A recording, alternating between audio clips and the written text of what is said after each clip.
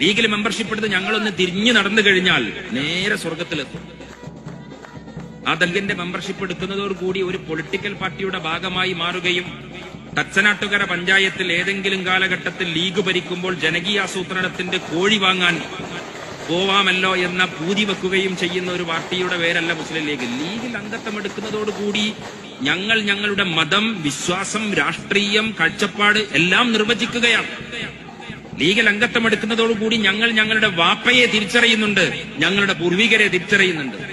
ലീഗിൽ മെമ്പർഷിപ്പ് എടുത്ത് ഞങ്ങളൊന്ന് തിരിഞ്ഞു നടന്നു കഴിഞ്ഞാൽ നേരെ സ്വർഗത്തിലെത്തും.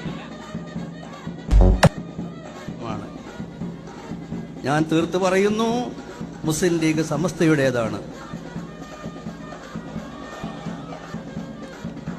മുസ്ലിം ലീഗ് സമസ്തയുടെ പാർട്ടിയാണ്.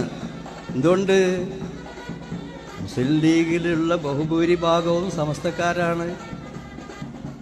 ഒരു സംഘടനയാകട്ടെ, ആ സംഘടനയുടെ ഓഫീസാവട്ടെ, എന്താവട്ടെ, അതിലുള്ള ബഹുഭൂരിഭാഗം ആരാണോ അവരുടേതാണത്.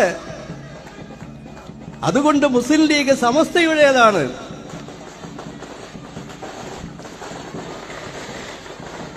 സമസ്തയോ? സമസ്ത മുസ്ലിം ലീഗിന്റെ